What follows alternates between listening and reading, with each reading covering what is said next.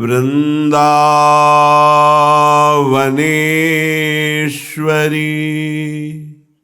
तवैव पदारविन्दम्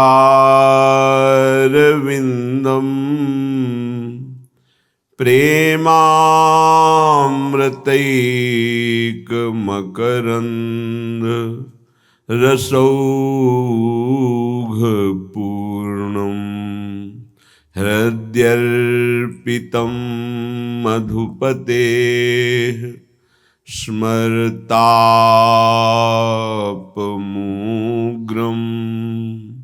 निर्वापयत्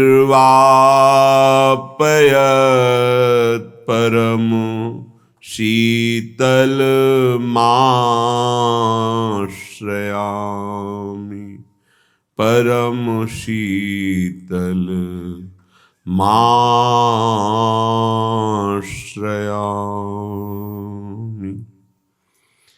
प्यारी पहिरे चूनरी,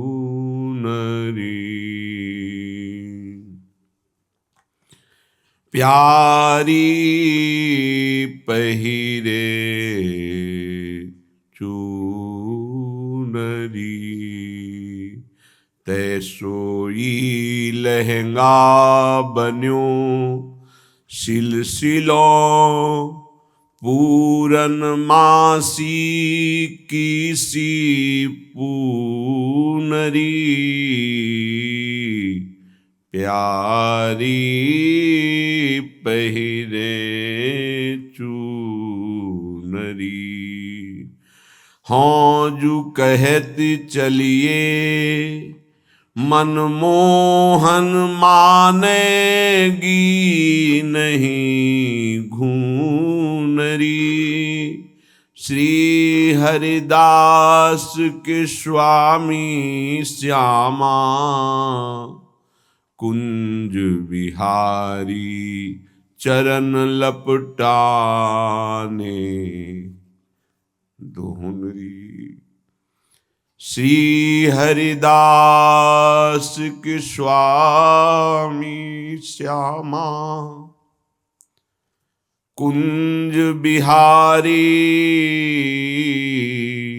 चरण लपटाने दुहनरी। प्यारी पहिरे चूनरी, बनीरी तेरे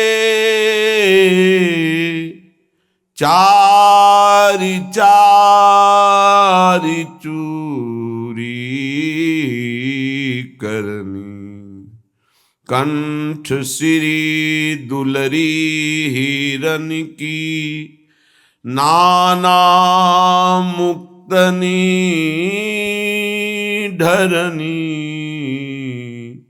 बनी रे तेरे चारि चारि चूरी करनी। तै सोई नैननी कजरा फबिरयो। तै सोई नैननी कजरा फबिरयो। निरखी काम डरनी। श्री हरिदास के स्वामी श्यामा कुंज बिहारी रीझी रीझी पायन परनी।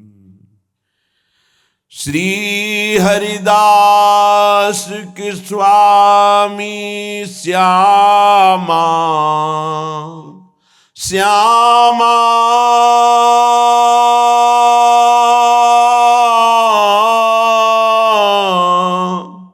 श्यामा कुंज बिहारी रीझी रीझी पग परनी।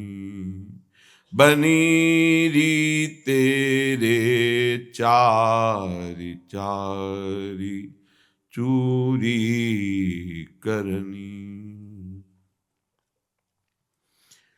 करुणामयी कृपामयी लाडली की अहेतुकी दया से, दुलार से हमें भजन करने का मार्ग मिला है। सबसे बड़ी कृपा यही है। बड़े बड़े भगवत प्रेमी महापुरुषों ने अपने हृदय की अनुभव की बात कही कि यदि श्री भगवान तुम्हें सत्संग दे दे और तुम्हारी ये समझ में आ जाए कि नाम जप करना हमारे जीवन का परम लाभ है, तो फिर ये समझ लो कि भगवान के पास इससे कीमती वस्तु नहीं है जो आपको दे दे। यहां से लेकर के नीचे के 7 लोक, ऊपर के 7 लोक, ये सब भगवान की माया में संकल्प से बना हुआ है। इसमें कुछ भी स्थायी नहीं, सब परिवर्तनशील है। आ ब्रह्म स्तंभ पर्यंतम सर्वम मायामयम जगत सत्यम सत्यम पुनः सत्यम हरिर्नामैव केवलम। सत्य है पुनः कहता हूं सत्य है, तो केवल हरिनाम भगवन नाम सत्य है। यदि नाम जपने की रुचि मिल गई, नाम में प्रीति हो गई, तो आप ऐसा समझो कि श्री भगवान के पास अब इससे कीमती वस्तु देने को नहीं है। वो बड़े भाग्यशाली हैं जो परम धन नाम में रुचि कर रहे हैं, नाम जपने का अभ्यास कर रहे हैं, नाम को अपना परम धन मान करके अधिक से अधिक संग्रह कर रहे हैं। अब नाम जप में प्रारंभ में ही रुचि हो जाना ये तो बहुत कठिन बात है। इसीलिए कहा कि भजन न होई संग बिनु, भजन बिना नहीं प्रेम। बिना भजनानंदी भगवत प्रेमी महात्मा के भजन नहीं हो सकता, और बिना भजन के भगवत प्रेम नहीं हो, बिना प्रेम के भगवत साक्षात्कार नहीं होता। प्रेम ते प्रगट होए मैं जाना। प्रेम अगर आ जाए तो भगवत दर्शन हो जाए। प्रेम कैसे आएगा? भजन से आएगा। भजन कैसे होगा? भगवत प्रेमी महात्मा के संग से होगा। भगवत प्रेमी महात्मा का मिलना ये केवल भगवत कृपा से ही होता है। जब द्रवहि दीन दयालु राघो तो साधु संगति पाइए। भगवान जिस पर बरस पड़ते हैं उसे संत समागम प्रदान करते हैं। बहुत तरह की तपस्याएं साधनाएं हैं। कभी कभी भ्रम हो जाता है और हम सच्चे मार्ग से भ्रमित होकर के देहाभिमान पुष्ट करने वाले मार्ग में पुनः अपने को अग्रसर कर लेते हैं। जैसे हम अन्न नहीं पाते, हम ये त्याग करते हैं, हम ऐसा, तो वो सब देह भाव के अंतर्गत है। जो प्रेम है या भगवत तत्व है वो इन सब बातों का महत्व नहीं करता। आपका भगवत चिंतन कितना बनता है, आपका देह भाव कितना छोटा है, आपका जगत चिंतन कितना छोटा है, ये खास बात होती है। अध्यात्म को बिना किसी अध्यात्म सिद्ध महापुरुष के नहीं जाना जा सकता। साधारण धर्म को बिना धर्मात्मा के नहीं जाना जा सकता। फिर असाधारण महान भागवत धर्म के ऊपर विराजमान प्रेम धर्म, इसको कैसे जाना जा सकता है? इसीलिए रे मन रसकन संग बिन रंच न उपजय प्रेम। रसिक महापुरुषों के संग के बिना भगवत नाम में प्रेम, रूप में प्रेम, धाम में प्रेम, लीला में प्रेम असंभव है। मात संगस्तु दुर्लभ हो। यदि मिल गया है महापुरुषों का संग तो अब चूकिएगा नहीं। इसी जन्म में हम भगवत प्राप्ति करेंगे। ये भगवत प्राप्ति में सबसे बड़ी बाधा क्या है? हमारा मन। मन के साथ हमारी दोस्ती। स्पष्ट समझ लीजिए, ये बहुत चिंतन करके अपने जीवन में फिर आपको बता रहे हैं। भगवत प्राप्ति में सबसे बड़ी बाधा क्या है? हमारा मन। मन का स्वरूप संकल्प विकल्प करके भोगों में फंसाना। मन से हमारी इतनी घनी दोस्ती हो गई है जन्म जन्मांतर से कि मन ने जो चाहा वो मेरी चाह है, यही बंधन है, यही बंधन, इसी को पकड़ना है। मन ने जो चाहा, मन चाहता क्या है? 5 ज्ञानेंद्रियों के द्वारा भोगे जाने वाले समस्त विषय, जितने त्रिभुवन में भोग हैं उन सबको 5 में स्थित कर दिया गया। शब्द, स्पर्श, रूप, रस, गंध, और 5 ज्ञानेंद्रियों के द्वारा इनको जाना जाता है, ज्ञान होता है इनका। और इन भोगों को भोगने के लिए मन संकल्प विकल्प बनाता है। मन को मैं मानकर, मन को अपना मानकर हमारी दुर्गति हो गई, हम बंधन से युक्त हो गए, दुख पर दुख भोगते चले जा रहे हैं। सुख की लालसा से सुख भोग क्रिया, परिणाम भयानक दुख। इसका मूल मन। मन को सुधारना केवल इसकी मित्रता को हटा देने से होगा, दूसरा कोई उपाय नहीं है। ये आप अच्छे से समझ लीजिए।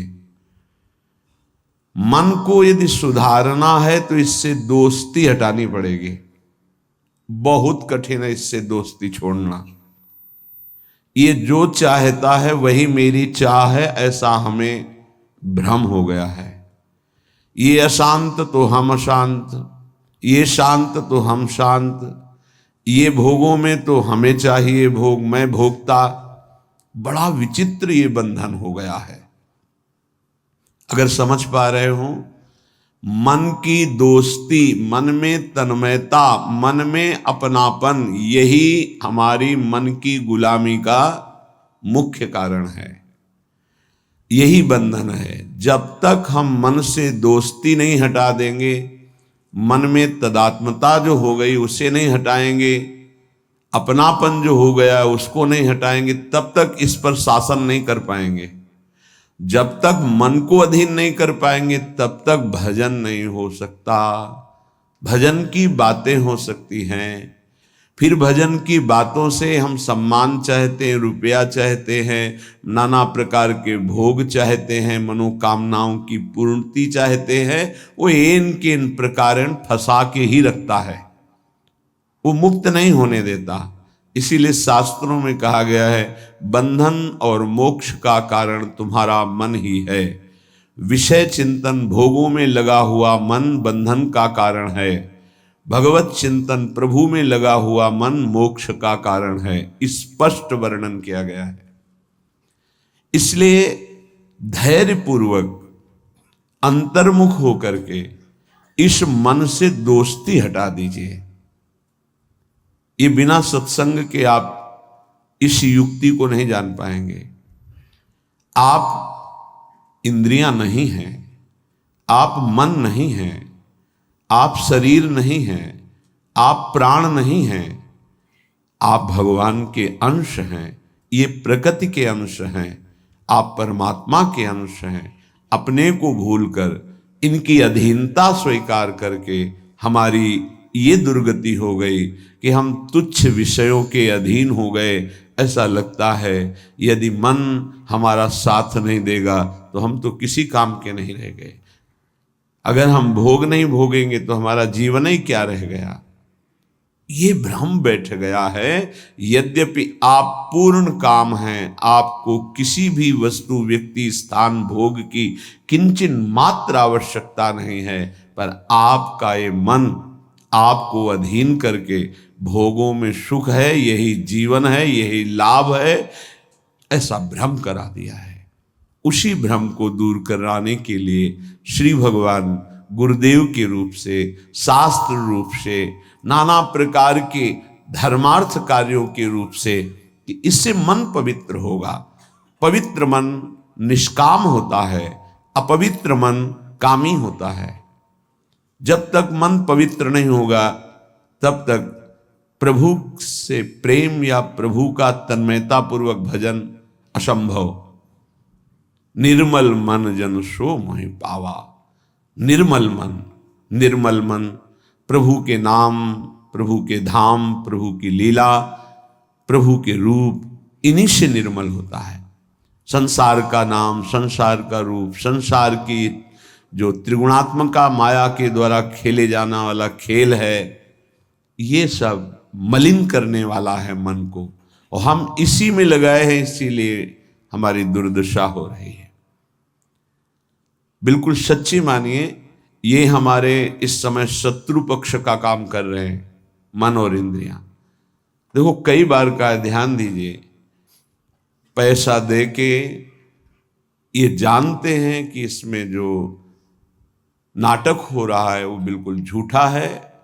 आप जाते हैं, आप वहां 3 घंटे बैठते हैं, कोई मन को विक्षेप नहीं, कोई मन भागेगा नहीं कहीं, आराम से आपको 3 घंटे साथ देगा। लेकिन 30 मिनट माला उठाइए, देखिए फिर इसकी चाल कितना भागता है।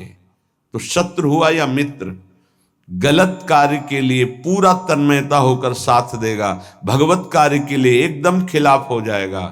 तो इसकी चाल को नहीं समझ रहे। हमारा मन हमारा दुश्मन है इस समय। इससे हमारी मित्रता का मतलब है बंधन, मित्रता का मतलब है सर्वनाश। बहुत बहुत सावधानी की जरूरत है। ये मन 5 मिनट ऐसी चेष्टा करा देगा, आजीवन कारावास। कुछ क्षण ऐसी चेष्टा करा देगा, फांसी की सजा। कुछ क्षण ऐसे पाप करा देगा, नहीं कोई जानेगा, तो अंदर से भयानक रोगों की उत्पत्ति, अशांति, हृदय का हर समय दाह युक्त होकर जलना, बहुत प्रकार से कष्ट ही कष्ट देने वाला है। दुख योनयः, इससे दुख ही प्रकट होता है। इसलिए उपासक अपने आप को और मन को अलग करना सीखे। मन की मांग जो सही है वो पास कर दीजिए, जो गलत है उसको ना कर दीजिए, और बहुत जोर से ना कीजिए। नहीं नहीं नहीं, 1000 बार वो आपके सामने पेश करेगा, बड़ा सुख मिलेगा। नहीं, पर हम अंदर से कहीं ना कहीं टूट चुके हैं, हार चुके हैं।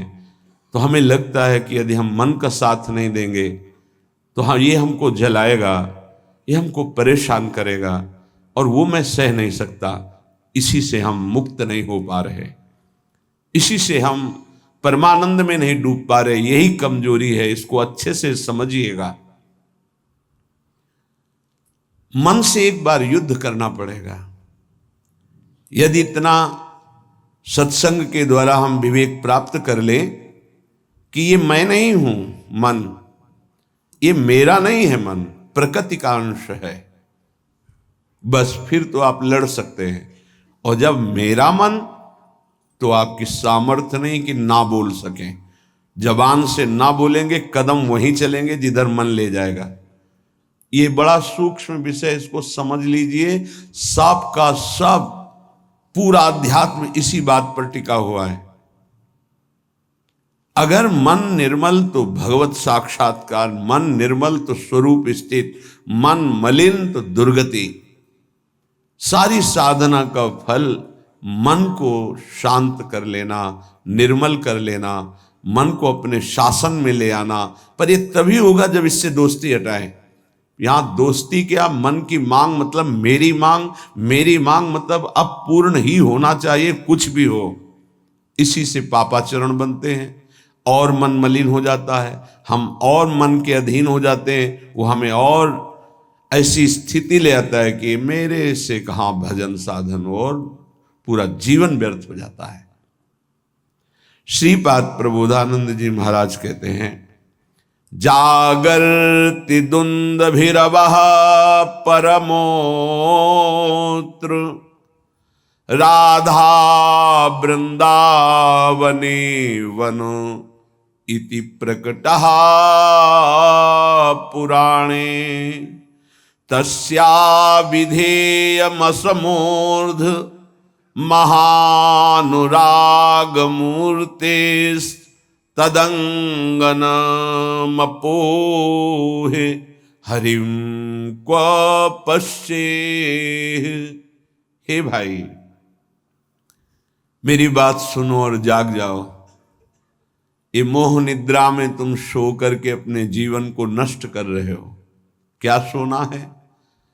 ये मेरी पत्नी, मेरा पुत्र, मेरा मकान, मेरी संपत्ति और इतना एकत्रित कर लिया है, अब और आगे इतना एकत्रित करूंगा, ये भोग लिया है, आगे ये भोग लूंगा, ऐसा ऐसा। ये स्वप्न चल रहा है। मोह निशा सब सोवनिहारा, देखें स्वप्न अनेक प्रकारा। अब इस स्वप्न में इतना लंबा स्वप्न है कि हम ये जान ही नहीं पा रहे हैं कि हमको यहां से जाना है, कुछ नहीं ले जाना है। हम आए किस लिए हैं, कर क्या रहे हैं, करना क्या है, इसका समाधान ही नहीं हो पाया। बस चलता जा रहा है। दूसरे को दाह संस्कार करके शौक आता है, समझाता है दूसरों को, खुद नहीं समझता कि यही दशा मेरे शरीर की होने वाली है। फिर इसके बाद कोई नवीन शरीर मिलेगा जिसमें हम साधना नहीं कर सकते, जिसमें हम बंधन से मुक्त नहीं हो सकते। इसलिए जागो, प्रभु की प्राप्ति ही जगना है। जहां तुम्हारे हृदय में भाव आया कि मुझे इस जन्म में भगवत साक्षात्कार करना है, जीवन मुक्त होना है, जगना प्रारंभ हो गया। अगर ये चाह नहीं आई तो सो रहा है, चाहे कोई भी हो। 18 पुराण कंठस्थ हो, चारों वेद कंठस्थ हो, लेकिन लक्ष्य भगवत प्राप्ति नहीं है तो सोया हुआ है। जगा हुआ पुरुष वही माना जाता है। मोह का नाश होकर ज्ञान का प्रादुर्भाव हो जाना। होय विवेक मोह भ्रम भागा, तब सब विषय विलास विरागा। जगा हुआ पुरुष जिसके हृदय में बात आ गई है, मुझे स्वरूप स्थित होना है, भगवत प्रेम प्राप्त करना है, भगवान से मिलना है, पक्का इस जन्म में मिलना है भगवान से, ये बात आ गई, वो जगा हुआ पुरुष है। तो ये बात जान लो कि भगवान कहाँ मिलेंगे।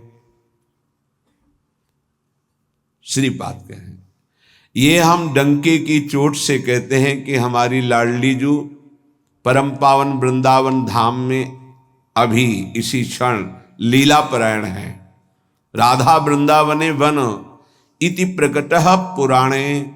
बहुत से शास्त्रों में ऐसा वर्णन, गर्ग संहिता देख लीजिए, पाताल खंड में ब्रह्म वैवर्त पुराण में बहुत सुंदर वर्णन है, जगह जगह वर्णन है।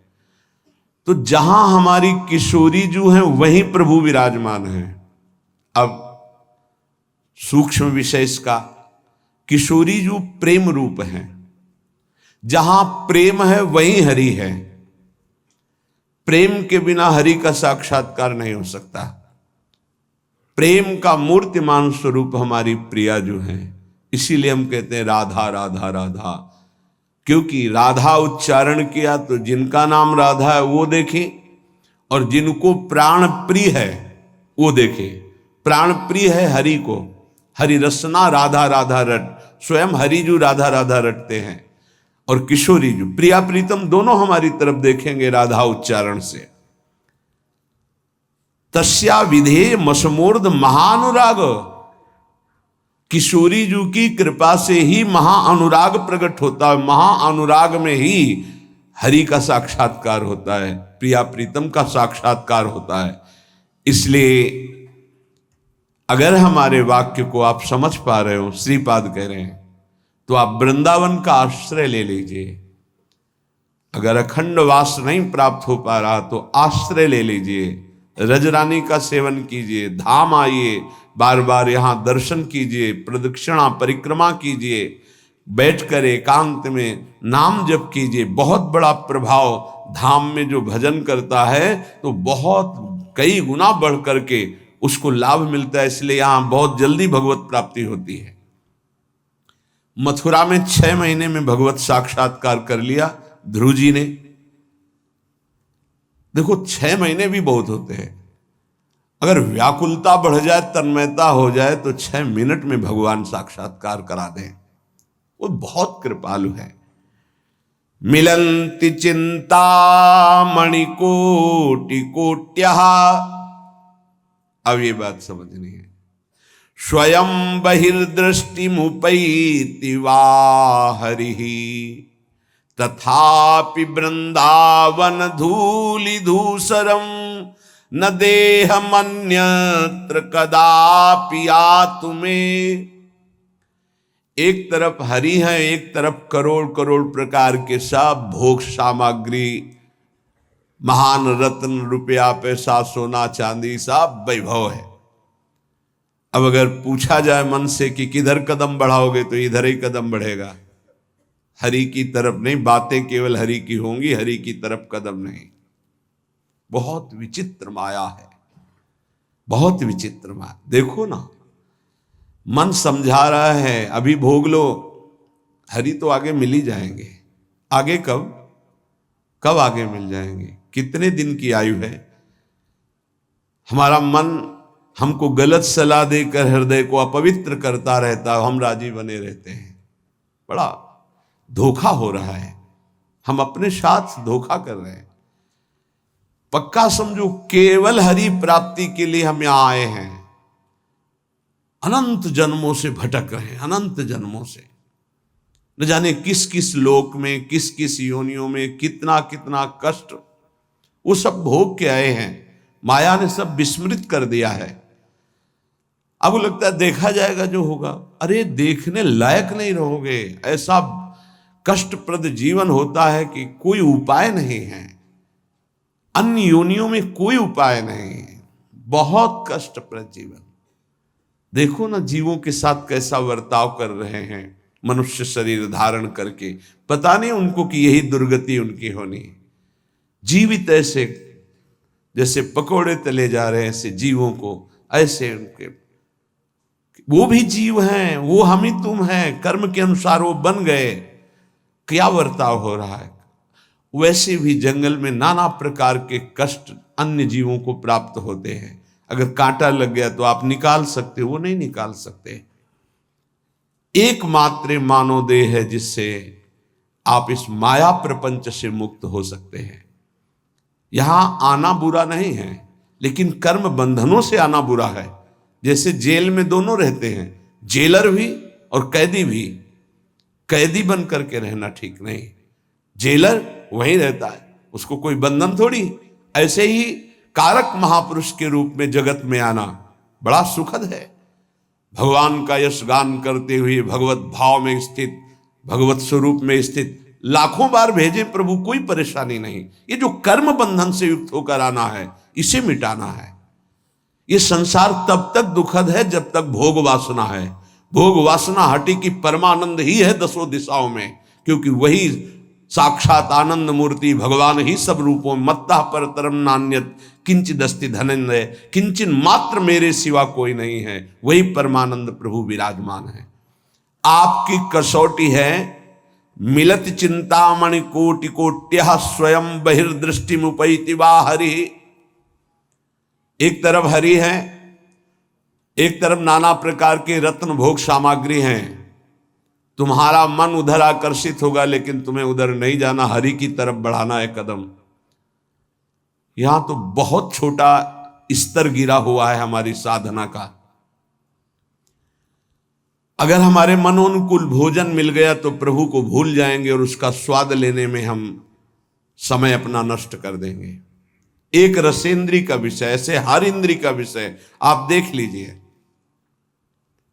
आपके मनोनुकूल कोई गाना, कोई नाटक, कोई सिनेमा, कोई आप देख लीजिए, प्रभु को भूल जाएंगे आप उस समय, और उस पे आपका मन तन्मय हो जाएगा। कितनी छोटी गिरी हुई स्थिति है। त्रिभुवन का कोई भी आकर्षण हमारा नाम न छुटवा पावे, भगवत स्मृति न छुटवा पावे, तब तो साधना मानी जाएगी। बिल्कुल सावधान, श्रीधाम वृंदावन का जो वास है, आश्रय है, ये बहुत जोर का है। आश्रय से ही भगवत प्राप्ति हो जाएगी अगर दृढ़ निष्ठा आ जाए। कोटि कोटि चिंतामणि रत्न आदि आपको प्राप्त हो तो भी तुम आश्रय मत छोड़ना प्रभु का, वृंदावन का, धाम का। पहली बात तो ये भगवत आश्रय कहीं भी रहोगे तो ये धाम आपको अपनी महिमा प्रकाशित कर देगा। कहीं भी आश्रय पक्का होना चाहिए। आश्रित हृदय वृंदावन का कैसा होता है कि जहां उसको अपने व्यवहार कार्य से फुर्सत मिली भागा, जैसे कोई अपने घर को भागता है छुट्टी मिलने पर, ऐसे श्रीधाम भाग के आया। उससे कोई कहे अमुक जगह चलो बहुत सुंदर, वहां शोभा है प्रकृति की, वो नहीं जाएगा। नहीं, हमारा तो जीवन वृंदावन है, प्राण वृंदावन है, सर्वस्व वृंदावन है। वो बस भाग के वृंदावन, ये है वृंदावन का आश्रय। एक दिन का भी समय मिला तो कहीं नहीं, भागा वृंदावन की तरफ।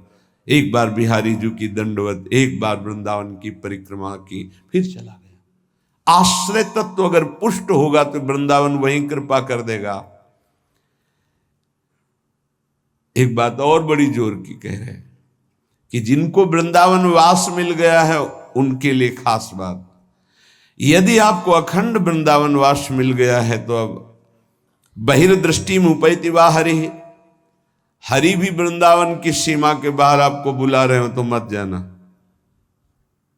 जैसा श्रीपाद श्लोक में लिख रहे हैं, श्री भट्ट देवाचार्य जी उसे पद में लिख रहे हैं, विपिन राज सीमा के बाहर हरिहू को न निहार, रे मन वृंदा विपिन निहार।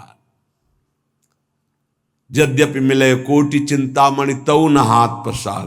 बिल्कुल उसी की टीका है मानो। जय श्री भट्ट धूलि धूसरतन यह आशा और, तथापि वृंदावन धूलि धूसरम न देह मन्यत्र कदापि आतु में।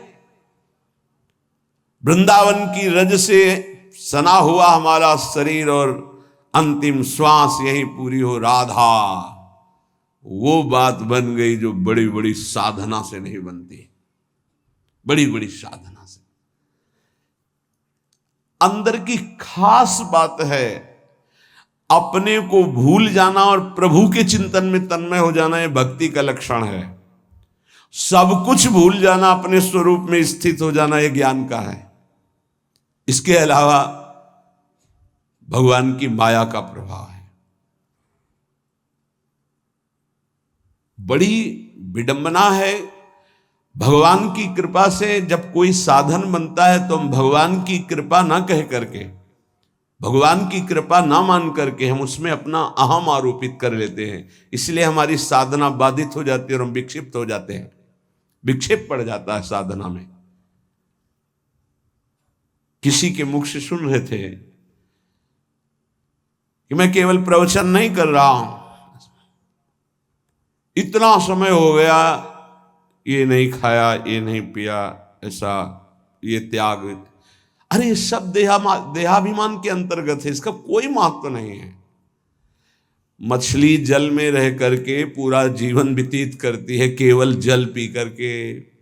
केचुआ केवल मिट्टी खा के रहता है। कितने पंछी केवल फल खा के रहते हैं। क्या भगवत प्राप्ति हो जाती है क्या? ये साधन देह विस्मृत करने के लिए है कि जो कुछ मिला थोड़ा डाल दिया, बस नाम चिंतन, भगवत चिंतन। चिंतन इस बात का कि एक एक दिन हम प्लस जोड़ रहे हैं कि ये नहीं खाया, ये नहीं पिया, ये नहीं त्याग। ये तो प्राकृतिक क्रिया है, इसका कोई महत्व है क्या? देह धर्म से युक्त होकर, देहाभिमान से युक्त होकर ऐसी चेष्टाओं में साधक उन्नति नहीं प्राप्त करता, गर्व करता है और पतन हो जाता है। महाराज ययाति का सुकृत नष्ट नहीं हो रहा था। बड़े समय से उत्तम लोकों में विमानों से घूम रहे थे। देवराज इंद्र ने एक बार उनको बुलाया, महाराज आपने कौन सा सुकृत किया कि आपके दिव्य लोक सुरक्षित हैं, अर्थात आपका पतन नहीं हो रहा, आपके पुण्य नष्ट नहीं हो रहे। तो सभा में जब ऐसा पूछा तो अहम उदित हो गया। महाभारत में भगवान व्यासदेव जी वर्णन करते हैं। उन्होंने कहा ना कोई ऐसा हुआ है, ना है, ना आगे होगा। जैसा मैंने दान किया तप किया सुकृत किए, बस ऐसा निकलना था कि सारे सुकृत भस्म हो गए। देवराज इंद्र ने कहा विश्व के समस्त ऋषियों का, महात्माओं का, धर्मात्माओं का आपने अपमान कर दिया, आप भ्रष्ट हो जाए। उसी समय सर के बल नीचे ऐसे मृत्युलोक की तरफ आने लगे। तब उन्होंने आर्त भाव से कहा गलती हो गई हमसे, हमारी अंतिम प्रार्थना, जा तो रहा हूं नीचे के लोक में लेकिन महात्माओं के बीच में गिरूं। तो कुछ महात्मा ऐसे खड़े हुए, महाराज शिवी भी उसमें थे, भगवत चर्चा संभाषण कर रहे थे। देखा कोई तेजों में पतन की स्थिति से आ रहा है गिरता हुआ, तो ये कोई पुण्यात्मा है, रोक दिया अपने भजन बल से। जब ये जाना कि ये तो महाराज ये आती है, सारे सुकृत अपने दे दिए, तत्काल ऊपर से ऊपर चले गए। भजन का एक बल है, वो बल भगवान की कृपा से जुड़ा होना चाहिए। अगर अहम से जुड़ गया तो पतन होने में देर नहीं लगती। इस बात में साधक बहुत सावधान रहे। प्रायः ये अहम घूम करके ऐसे आ जाता, ऐसे शब्द साफ संतों की अवहेलना हो रही थी उनके मुख से, साफ संतों की। ऐसा कोई कर सकता है जैसा मैं कर रहा हूं? मैं कुछ नहीं है। ये खाना पीना, लेना देना, उठना बैठना, ये एक प्राकृतिक चेष्टाएं हैं। इनसे किसी की महात्मा स्थिति नहीं जानी जाती। महात्मा स्थिति हृदय की होती है, जो समस्त द्वंद्वों पर विजय प्राप्त कर चुका है, जो देहाभिमान रहित हो चुका है, जो तीनों शरीरों के राग का त्यागी, उसे महात्मा कहते हैं। बड़ा सूक्ष्म विषय अध्यात्म, इसीलिए कह रहे अध्यात्म को समझने की जिज्ञासा करने वाला कोई लाखों में एक होता है, और अध्यात्म की जिज्ञासा पूर्ण करने वाला कोई करोड़ों में एक होता है। आप शास्त्रों में पढ़ के देखिए, हजारों जन्मों की पुण्य एकत्रित होते तब मुमुक्षुता जागृत होती, मैं मुक्त होना चाहता हूं। अरे भगवान की कृपा से कोई साधन बन जाए तो दैन्य हो जाओ कि भगवान ने साधना करवा दी। कृपयतु मयि वृंदारण्य रागी मनाग, प्रति बहुल कृपारु स्नेह भाराद्रुदश्रु, फलतु तदनुकंपा कल्पवल्ली फलम त्वत्, भूतो मदिवसतिर्मे तत्प्रियाराम सीमनी। हे लाडली हम पर अतिशय कृपा कर दो, हे वृंदावनेश्वरी हम पर रीझ जाओ, ऐसी कृपा कर दो कि आपकी चरण चिन्हों से चिन्हित इस भूमि की सीमा से कभी बाहर ना जाऊं, ऐसी कृपा कर दो। हे करुणामयी कल्पलता स्वरूप, कल्पलता कल्पतरु, जो इच्छा करो वो प्राप्त। मेरी इच्छा यही है, ये इच्छा मेरी फलीभूत हो जाए कि मैं कभी वृंदावन की सीमा से बाहर न जाऊं। हे लाडली, यदि बाहर जाऊं तो आपका भरोसा केवल रहे हृदय में। आपके भरोसे से ही हम संसार प्रपंच के खेलों में फंसेंगे नहीं। महारानी जू, हे प्रियाजू, आप करुणामयी हम पर ऐसी कृपा कर दो कि पहली बात तो वृंदावन की सीमा के बाहर न जाऊं, दूसरी बात अगर बाहर सेवार्थ व्यवहार्थ तो हे लाडली आपके चरणों का दृढ़ भरोसा रहे। अगर श्री जी के चरणों का दृढ़ भरोसा है तो पतित नहीं हो सकता उपासक। बाहर और भीतर, संसार में और धाम में, दोनों बात समझ लीजिए। हृदय में और बाहर व्यवहार में, धाम में और संसार में, वही सौभाग्यशाली माना जाएगा जिसका चिंतन प्रभु से हो रहा है। जो प्रभु के चिंतन में जुड़ा हुआ है वही महान सौभाग्यशाली है। धाम की एक असीम कृपा है, पर आप धाम में रहकर प्रिया प्रीतम का चिंतन नहीं करते, मनमानी पापाचरण करते हो, तो पुनः यही जन्म होगा लेकिन दंड मिलेगा। ऐसा नहीं कि आप धाम वास कर रहे हैं, मनमानी आचरण कर रहे हैं तो आपको विमान आएगा, नहीं, आपको यही दंड मिलेगा। बहुत विविध प्रकार के दंड है। यहां भूत भी बनते हैं, हजारों वर्ष तक भटकना होता है, जब तक कोई सिद्ध महापुरुष नहीं मिल जाएगा तब तक उद्धार नहीं होता। पर रहेंगे धाम में, भूतेश्वर भगवान जो मथुरा में विराजमान, उनके शासन में रहेंगे।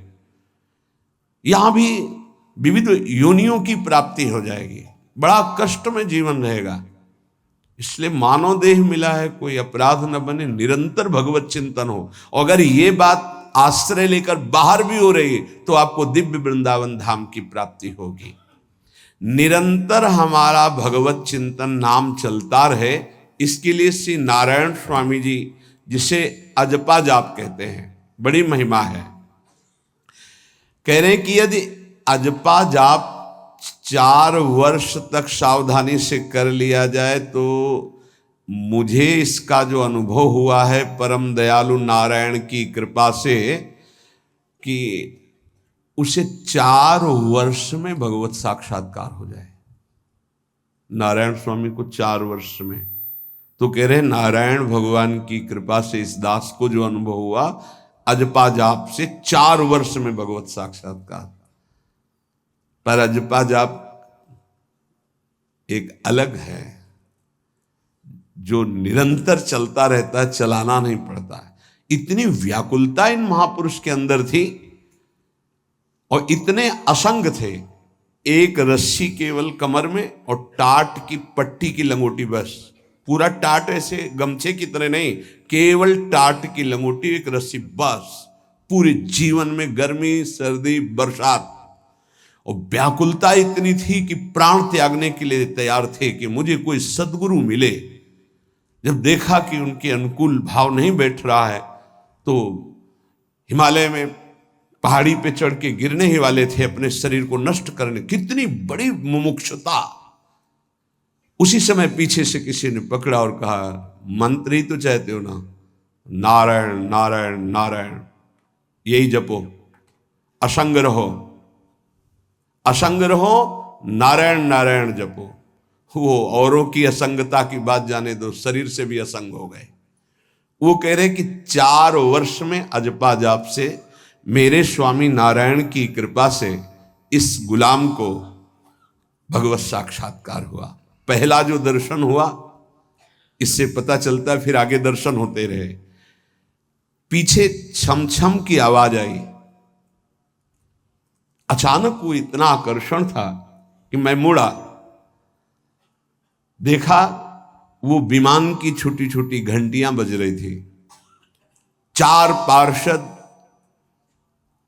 जो भगवान नारायण के आसपास थे और बीच में भगवान नारायण विराजमान थे। विमान नीचे उतरा, जो ही हमने देखा साष्टांग दंडवत किया, निहाल हो गए। मेरे स्वामी नारायण, जो नाम जप करोगे भगवान वही रूप का अनुभव कराएंगे। उन्होंने कहा, अब तुम्हारा जीवन कर्तव्य पूर्ण हो गया, अब तुम्हारे लिए कोई कर्तव्य नहीं। बद्रिकाश्रम चले जाओ और वहां बस मेरा भजन करते रहो, तुम्हारा काम पूरा हो चुका है। इस साधन से मैं कृतकृत्य हो गया, अजपा जाप से। ये अजपा जाप सब कोई कर सकता है, पर इसमें ये नियम है, वाणी से सत्य बोलना। अजपा जाप उसी का चलेगा, सत्य बोलने वाले का। ये जब उतरे हैं भगवत मार्ग में तो झूठ काहे को बोले भाई, काहे को झूठ बोले। लेकिन झूठ का तो ऐसा राज्य हो चुका है जबान पे, मतलब समझी में नहीं आता कि हम झूठ बोल रहे हैं। और झूठ में कलयुग का वास है, असत्य, इसमें कलयुग का वास है। इसीलिए प्रायः सबकी वाणी से झूठ निकलता है। झूठे ही लेना, झूठे ही देना, झूठे ही भोजन, झूठ चबेना। तो कम से कम और भूले तो भूलो तुम जिन भूलो मालाधारी। अय भगवत पार्षद, तुम क्यों भूल रहे हो कि तुम सत्य स्वरूप भगवान की आराधना करते हो। प्रेम पूर्वक जप करना, समदर्शित्व भाव लाना। अजपा जाप 24 घंटे होता है श्वास के साथ पहले। 4 वर्ष के साधन से विमान में आए हुए भगवान नारायण का दर्शन। भाई जी महाराज का तो ऐसे दर्शन, निज पार्षद जन निज जन थे, उनके बीच में भाई जी से पूछते जा रहे हैं, पूज्य श्री जयदयाल गोयनका जी, भगवान के चरण कितनी दूर हैं? बस बोले पास हैं, स्पर्श कर रहा हो।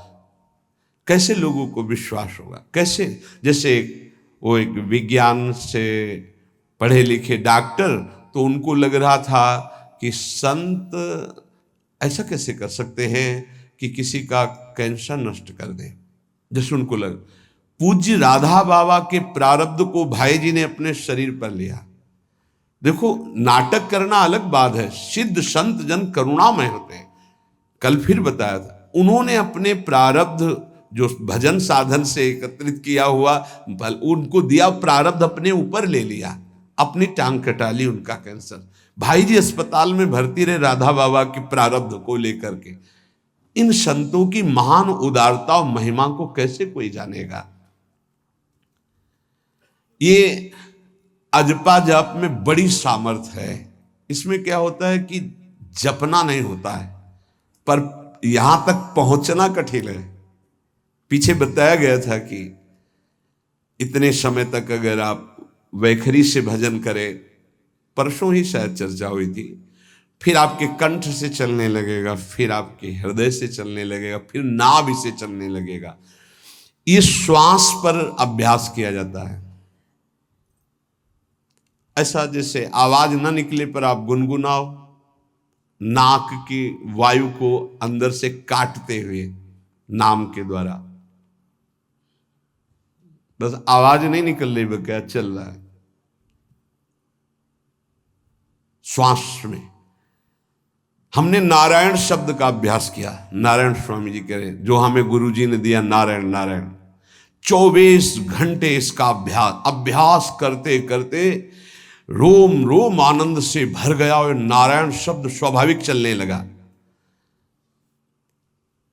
अजपा जाप बहुत जल्दी भगवत साक्षात्कार कराता है। करता नहीं रहता जाप का, और जाप होता है।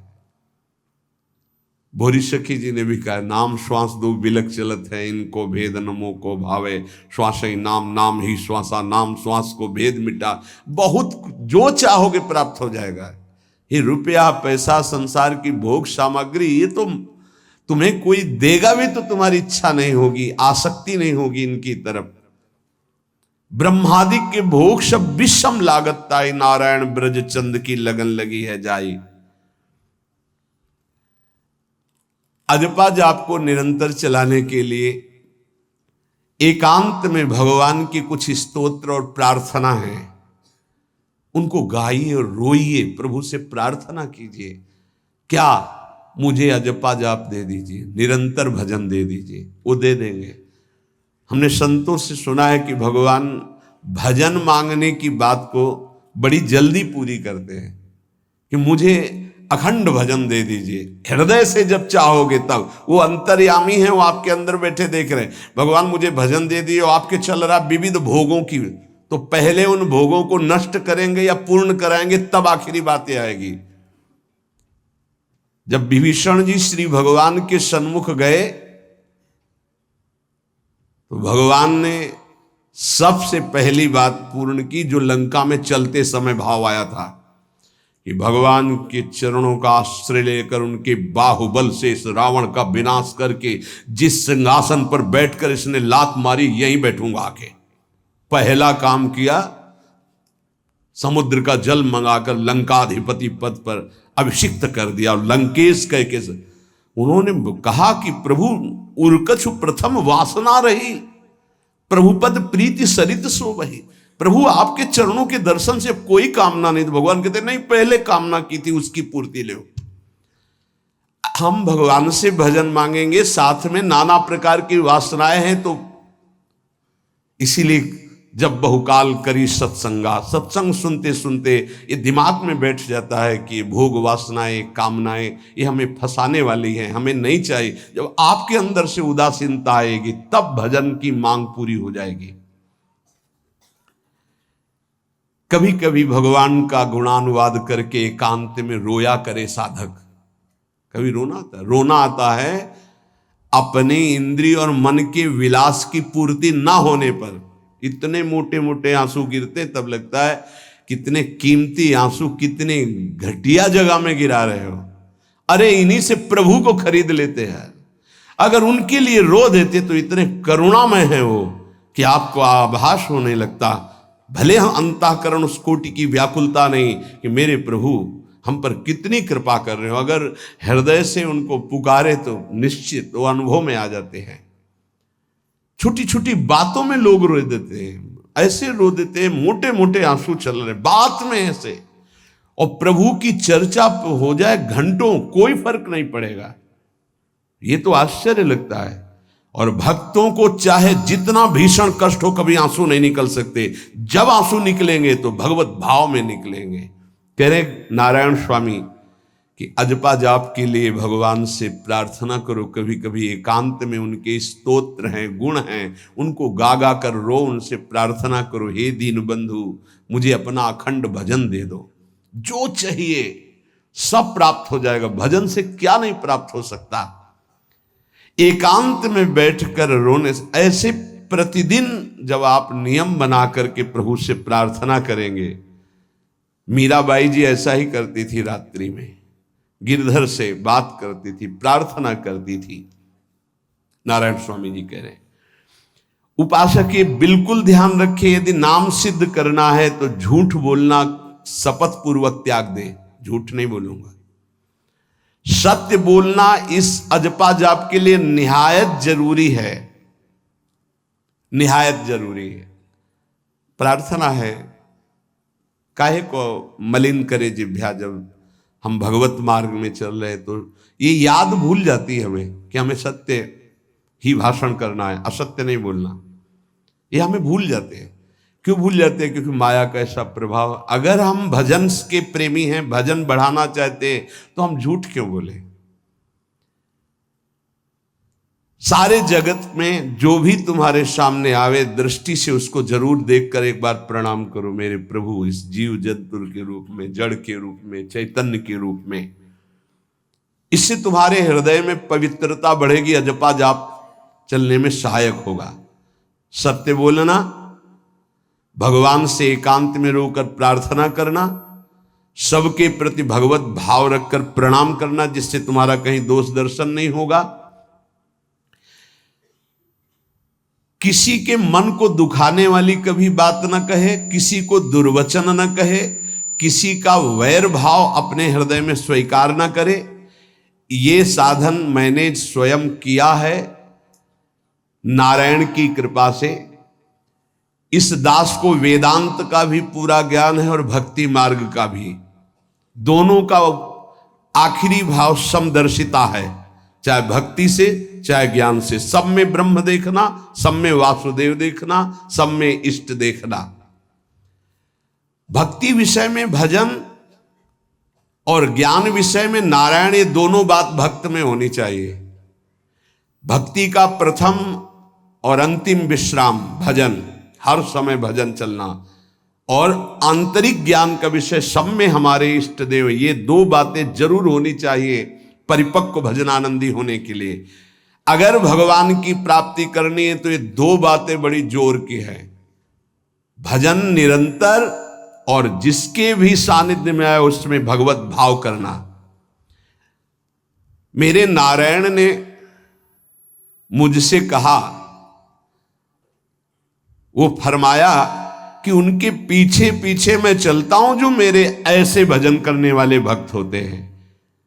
और श्री कृष्णचंद्र जी ने दयालुता में भागवत में कहा, अनुब्रजाम में हम नित्यम पुयत्यंगुरेण भी। मुझे बहुत रोना आता है बात सुनकर के कि दास की चरण रज के लिए स्वामी पीछे पीछे डोलता है। किस भक्त के पीछे? जो दो बातें यहां कही, जो निरंतर नाम जप करता है और सब में भगवत भाव रखता है। तो भगवान नारायण ने नारायण स्वामी से कहा कि मैं उसके पीछे पीछे डोलता हूं कि उसकी चरण रज मेरे ऊपर पड़ जाए। और भगवान श्री कृष्णचंद्र जी ने कहा निरपेक्षम मुनिम शांतम निर्वैरम सम दर्शनम। निरपेक्ष जो किसी की अपेक्षा नहीं रखते, किसी से कोई संबंध नहीं स्वार्थ का। मुनिम जो निरंतर मंत्र का नाम का मनन करते रहते हैं। शांतम हर द्वंद्व की प्रहार स्थिति में वो शांत रहते, विचलित नहीं होते। निर्वैरम कोई उनसे वैर करे तो भी वो उससे वैर नहीं करते। और समदर्शी सब में अपने इष्ट को देखते। ऐसे संतों के पीछे में भगवान कहते उनकी चरण रज लेने के लिए हर समय पीछे पीछे रहता हूं।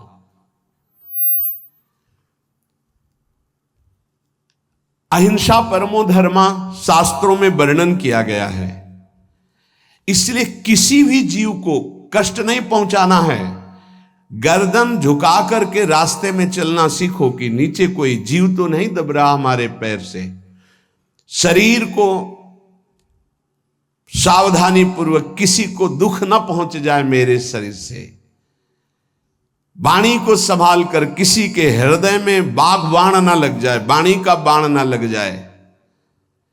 बाहर का प्रहार तो सहा जाता है, लेकिन जब हृदय में शब्द चुभता है वचनों का, ये बाण खरकता रहता है। किसी भी जीव को कभी मारना नहीं, वो तुम्हें नुकसान नहीं पहुंचाएगा। गीता वाटिका में सांप निकला, फण वाला कोबरा। राधा बाबा ने कहा देखो अभी केवल हमने देखा है, अगर और लोग देखेंगे तो आपको पीड़ा पहुंचा सकते हैं, इसलिए एक लकड़ी उठाई और कहा मैं रास्ता बना रहा हूं, आप इधर से चले जाओ। ऐसे किया, सांप उधर चला। सब में भगवान है। अगर हम भगवत भाव करते हैं तो निश्चित वहां से कोई विरोध नहीं होगा।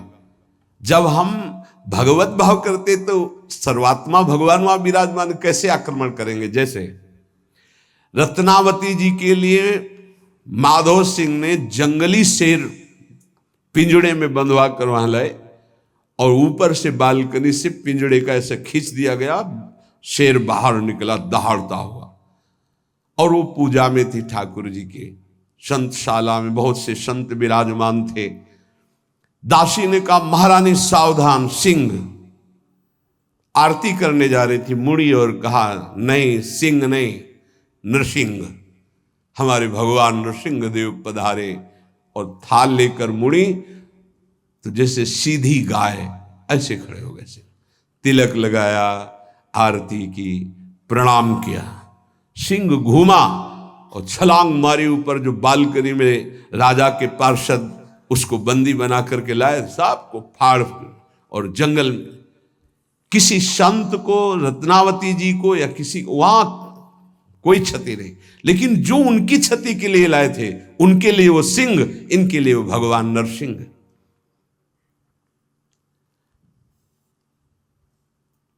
यथा योग्य दूसरे की सहायता करना ये अपने भजन को बढ़ाने के लिए अत्यंत आवश्यक है। नारायण स्वामी जी कहते हैं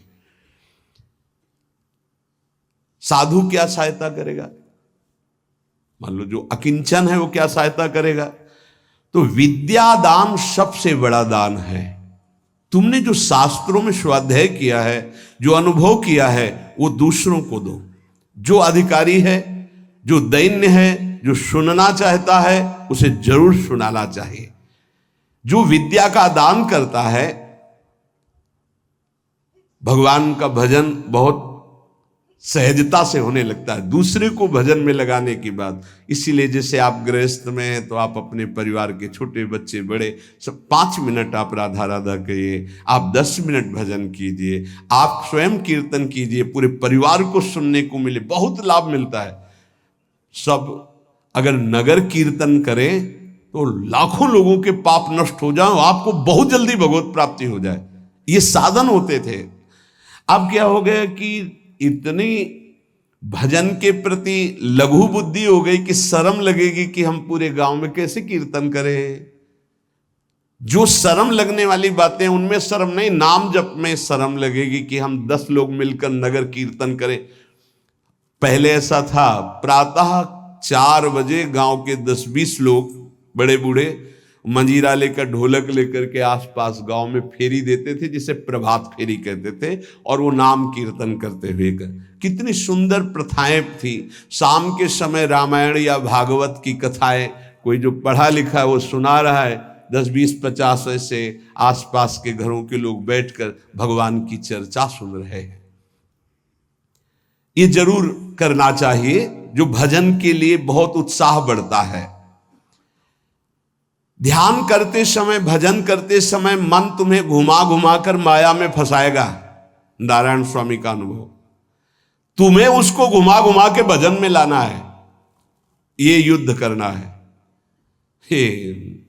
मन ने जो मांगा वही हम देने के लिए तैयार हो जाते हैं। ध्रुवदास जी कहते हैं, मन अब तक तूने जो कहा मैंने किया, मैं जो कहता हूं तुम्हें करना पड़ेगा। थोड़ा तो हिम्मत लाओ मन से लड़ने के लिए, और किसी से लड़ने की जरूरत नहीं। मन को जीत गए तो सच्चे गुरु बन जाओगे। मन को जिसने चेला बना लिया वही सच्चा गुरु नहीं। मन के सब चेला हैं, कोई बिरला ऐसा है जो मन को अपने शिष्य बना ले। बहुत ध्यान दीजिए, लाखों बार प्रश्न आते हैं ये। मन जब तुम भजन में बैठोगे तो घुमा घुमा कर माया में मारेगा, आपको वहीं गिराएगा। तुमको ये करना है कि उसे घुमा घुमा कर नाम में लाना है। चल राधा राधा राधा, तेरी एक बात नहीं सुनेंगे। इस साधन के करने से मन की शक्ति जो विषय भोगों में फंसाने वाली है वो कम हो जाती है। ध्यान दीजिए, बड़े अनुभवी महात्मा है नारायण स्वामी। बार बार जब आप अपने मन को संसार की तरफ जाते हुए से घसीट कर नाम में लाएंगे तो कमजोर पड़ जाएगा और वो तुम्हारे अधीन होने लगेगा। मन जिसने अधीन कर लिया वो साक्षात भगवत स्वरूप हो जाता है। मन मारिया तन बस में की ना, हुआ भरम सब दूर। बाहर से कछ दिखत नाही, अंदर चमके नूर। आपो त्याग जगत में बैठे नहीं किसी से काम, उनमें तू कछु अंतर नाही, संत कहो चाहे राम। वो भगवान का स्वरूप हो जाते हैं। मन की प्रत्येक स्फुरणा पर ध्यान रहे, वो तुम्हें संसार की तरफ घुमा घुमा कर मारेगा, तुम्हें घुमा के नाम में लाना है। ये साधन तुम्हें अजपा जाप में स्थित करेगा।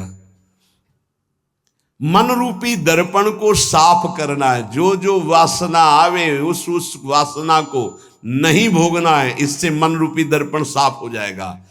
जैसे जैसे तुम वासनाओं को भोगते हो वैसे वैसे मन के ऊपर परत चढ़ती चली जाती है मल की, और जैसे जैसे तुम वासनाओं को नहीं भोगते हो तो मन निर्वासनिक होता जाता है। भोगने से सुख नहीं मिलेगा, ना भोगने से सुख मिलेगा। भोगने से शांति नहीं मिलेगी, ना भोगने से शांति मिलेगी। त्यागात शांति अंतरम। अब बहुत बुरा बैठ गया है ये हमारे हृदय में कि हमारे मन में जो आए वो भोग मिल जाए, हम सुखी। बड़ी कृपा। बोले जब से भजन शुरू किया बड़ा चमत्कार, जो चाहते हो जाता है। दुर्भाग्य, ये कोई सौभाग्य है? जो मन चाहे वो पूर्ण हो जाए सौभाग्य नहीं है। फिर वो तुमको अधीन करके जो तुम नहीं चाहोगे वो भी करवा लेगा।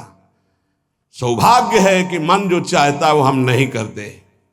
जो शास्त्र में लिखा है गुरु आज्ञा, वही मन की बात मानते हैं। अभ्यास करते करते वासनाएं कम होने लगती, फिर वासनाएं नष्ट हो जाती, फिर स्फुरणा ही नहीं होती, अजपा जाप प्रारंभ हो जाता है। विक्षेप यही वासनाएं पहुंचा रही भजन में। भजन से जो महासुख मिलता है तुम्हें कैसे बताऊं। नारायण स्वामी कह रहे हैं, मन को वश में करने पर जो सुख मिलता है वो ब्रह्मा को भी सुख नहीं है।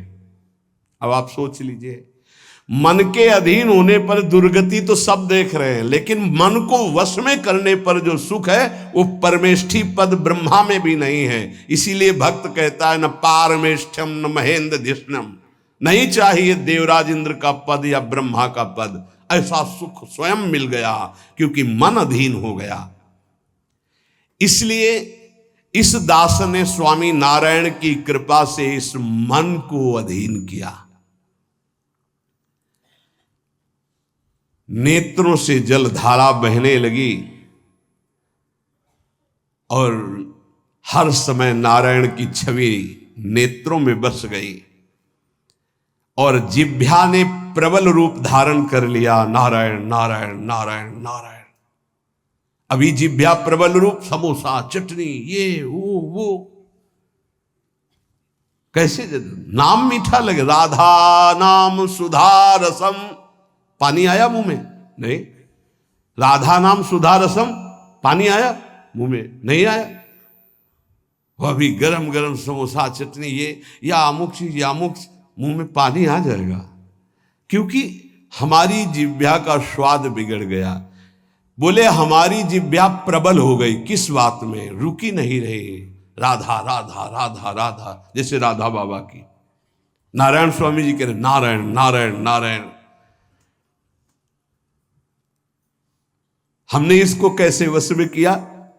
बाजार में जाता, मिठाई की दुकान के सामने खड़े होता, जो सब चीज दिखाता, और फिर कहता नारायण नारायण नारायण, कुछ नहीं मिलेगा, चलो। फल की दुकान में जाता, जगह जगह इसको हर चीज दिखाया, कुछ नहीं दिया, ये हमको जलाया, वो हम नारायण नारायण के द्वारा इसको शांत किया।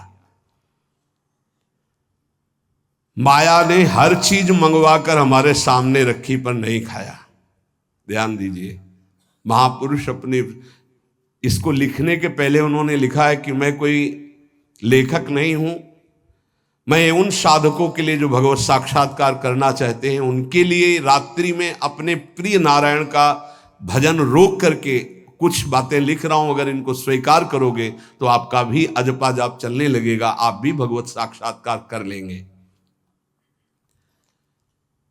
जब हमने देखा कि बहुत सुंदर सुंदर भोजन बन करके हमारे सामने माया भेजने लगी, नारायण भेजने लगे, ऐसा नहीं कह रहे, देख लो साधक की चतुरता देखो। माया हमारे सामने अच्छा अच्छा भोजन पकवान, पर मैं कभी उन अच्छे भोजन को नहीं पाता, मामूली साधारण उससे निकाल करके भोजन पाता। जितने सिद्ध हुए हैं उनकी रहनी यही है। मिठाई चरफरा स्वादिष्ट जवान पर ना रखने का नियम ले लिया, ये बड़ी बात है। अभी कुछ समय पहले एक महापुरुष पधारे, उन्होंने पहले आजीवन मिठाई छोड़ दी, कोई मीठा, फिर नमक छोड़ दिया, फिर भगवदाकार वृत्ति में शरीर भी छोड़ दिया। क्या महापुरुषों ने पाया है कि हम प्राण और शरीरों को इस सब कुछ समझते। पहले ही बता दिया था 3 दिन पहले कि अमुक समय में शरीर छूटेगा, और हंसते खेलते सबके सामने शरीर समाधिस्थ होकर छोड़ दिया। मिठाई स्वादिष्ट चरफरा चाहते अजपा जाप, लेकिन गुलाब जामुन पा करके, बढ़िया बढ़िया पदार्थ पा करके, भाई इनका प्रभाव है, ये भजन में नहीं लगने देंगे, देख लेना, भजन में नहीं लगने देंगे। और अभी 10 दिन केवल हमें समय दो आप, फिर हम आपको देखेंगे कि आप कितना भरपेट भोजन पाते हैं। किसी भी मिठाई में चीनी नहीं पड़ेगी, और किसी भी दाल या कढ़ी में नमक नहीं पड़ेगा, मिलेगा सब कुछ। खीर भी मिलेगी, गुलाब जामुन भी मिलेगा, पर चीनी नहीं होगी। दाल भी होगी, सब्जी होगी, कढ़ी होगी, पर नमक नहीं होगा, चलेगा। 10 दिन बाद आप देखो अगर पेट न पचकने लगे तो स्वाद ही नहीं मिलेगा। ये क्या हो रहा है? ये जवान को संभालना है अजपा जाप के लिए। वो गोस्वामी तुलसीदास जी ने भी कहा है, अगर लोन बिना सब्जी ऐसे सीठा भोजन तो बहुत जल्दी नाम सिद्ध हो जाए। तो हम कह रहे चलो ऐसा नहीं सही, तो पर सात्विक और थोड़ा पाना सीखो। देखो माया की व्यवस्था में कमी नहीं रहेगी, व्यवस्था तो बहुत जोर की होती रहेगी, आप चिंता ना करें। खाते खाते मर जाएंगे, भोजन कम नहीं होगा, ये सृष्टि का क्रम है। आप अपने अगर जिह्वा को आपने विविध प्रकार का स्वाद दिया, तो इस दास ने जो अनुभव किया कि नाम जप नहीं चल पाएगा निरंतर। नारायण स्वामी कह रहे हैं, देख लो नाम चलाना है या रसेंद्री, थोड़ा नमक कम हो, नमक डलवा, अरे यार, कभी कभी तो साधु को ऐसा सौभाग्य मिलता है कि नमक ना हो, कभी ऐसा बिगड़ा है, चुपचाप दबा के प्रसन्नता से मन की इंद्री को, नहीं, शांत, कैसा भोजन, बहुत प्रसाद, बहुत सुंदर था। कभी ऐसा, कभी नमक ना हो, कभी का नहीं मांगना चाहिए, कम से कम थोड़ा तो कभी कभी अवसर मिले ऐसा। कभी खीर बनाओ, चीनी ना डालो, देखो ना बिल, कभी ऐसा। फिर देखो खीर कौन मांगता है, एक दोना के बाद मान लो उपदेश हो गया कि, तो एक दोना के बाद खीर नहीं, वो अजपा जाप के लिए खीर मला है अजपा जाप के लिए। ये रसेंद्री का विलास बहुत विचित्र, बहुत विचित्र है। खाते खाते मीठा शुगर हो गया, खाते खाते परेशान, लेकिन फिर भी रसेंद्री नहीं मानती। जो निरंतर भजन करना चाहता है उसे 24 घंटे गुरुजनों के द्वारा बनाई हुई दिनचर्या में ही रहना चाहिए। एक दिनचर्या कोई पकड़ लीजिए, एक आज्ञा पालन कीजिए। अगर 100 आज्ञा ना पालन करने की सामर्थ्य आ जाए तो बताना, एक कोई आज्ञा पालन कर लीजिए, वो 100 आज्ञा पालन, और एक आज्ञा उल्लंघन कर दीजिए, 100 आज्ञाओं से आपको नीचे गिरा देंगे। एक दिनचर्या पालन कर लीजिए, आप अपने मन को आज्ञा पर लगा दीजिए, एक दिनचर्या पालन कर लीजिए। कौन सी दिनचर्या ऐसी कठिन है जो आप पालन नहीं कर सकते? मैंने एक यूरोप का आदमी था, वो बहुत अमीर था। वो मरते समय घर वालों को कहा कि मैं एक वसीयत लिखा है, वो मुझे पढ़ने को मिली उस दिन। पूज्य नारायण स्वामी जी कह रहे हैं उसमें कोई रुपया पैसा की वसीयत नहीं थी। उसने एक बहुत मोटे अक्षरों में शब्द पूरा खाली, पूरी डायरी खाली, केवल एक शब्द, और कहा मैं ये वसीयत आप लोगों को लिखकर, time is money in the world. सही शब्द है कि गलत है? वर्ड होगा, हाँ, क्योंकि ज्यादा पढ़े लिखे। Time is money in the world. दुनिया में सबसे बड़ी संपत्ति समय है। दुनिया में सबसे बड़ी संपत्ति समय है। जब से मैंने ये पढ़ा तो इस दास ने समय की सदैव कद्र की है, हर समय को सार्थक किया है। या निरर्थक करने में समय की सार्थकता समझ रहे हैं। निरर्थक सोना, निरर्थक बातें करना, बिना भजन के जो सेकंड गया व्यर्थ गया। बहुत सुंदर बात है। जिसने समय की कीमत पहचान ली वो सबसे बड़ा संपत्तिवान। Time is money in the world. संसार में समय ही सबसे बड़ी संपत्ति है। समय की सदुपयोग वृत्ति, राधा राधा राधा राधा, इसको पाबंदी में बांधिए, तुम्हारा लोक परलोक दोनों सुधर जाएगा। समय को एक, इस समय ये, इस समय ये, इस समय ये, इस समय। परसों जब इसी का सत्संग हुआ था तो ये हुआ था कि यदि आपने किसी को 5 बजे का समय दिया तो 5 मिनट पहले पहुंच जाइए।